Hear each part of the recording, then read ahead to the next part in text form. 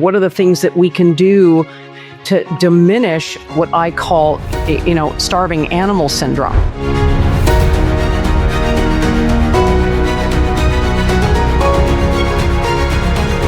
Can you walk us through what people should expect day to day in this first phase of the program, which is the first 2 weeks? I know you break it down into this adjustment phase, stabilization phase, when the benefits start emerging. You also have some specific strategies around meal prep, troubleshooting the initial challenges. So as our patients enroll in this and start working through this phase, what do you suggest and what should everyone expect and how do they deal with it? I like a lot of, especially in the beginning, connectivity with patients in terms of logging in weight. I like to see weights every day.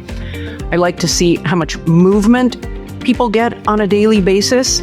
I also like to troubleshoot ahead of time and really outline ahead of time how somebody gets their fridge in order, their pantry in order. What are the things that we can do to diminish what I call, starving animal syndrome, right? Oftentimes when you have 2 meals as replacements, you can show up at that meal really wanting to choose something. Some people do extremely well with meal replacements. Other people have greater challenges around it. But I really do believe that the benefits outweigh whatever the challenges may be up front. I try to engender a spirit of adventure, right? Stay open to this idea and let's see what develops. And then usually patients will develop a sense of accomplishment. That will kick into more resolve, right? They feel like, wow, I'm starting to feel better, lighter. And that can often generate its own kind of motivation and momentum. But I would say what to expect, especially over the course of the first 2 weeks. The first couple of days are always the most difficult, right? Because we're not just changing diet, but we're also changing habits. I also review in pretty explicit detail the structure of a food day. How many times can you expect to eat over the course of the day? These are your markers that I'm going to want you to hit.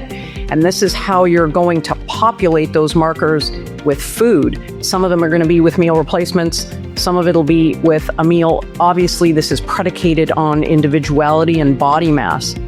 Everybody's starting in a different place. Everybody's heading to a different place. I would say that, the structure of a day remains flexible to some degree. But again, we individualize that based on need. And then, I also review what people can expect psychologically, and also give people the tools that they need to manage some of those challenges, whether it's trying to determine the differences between genuine hunger, I'm just having a craving for something, or I just feel like eating. One of the benefits of doing something like this over the course of the first 2 weeks, there aren't just notable benefits physically. This really takes eating behavior out of the shadows. People will tell me as the day is long, I'm not much of a snacker until they start a structured eating program where they recognize, wow, it's 3 o'clock in the afternoon and I really want to have something.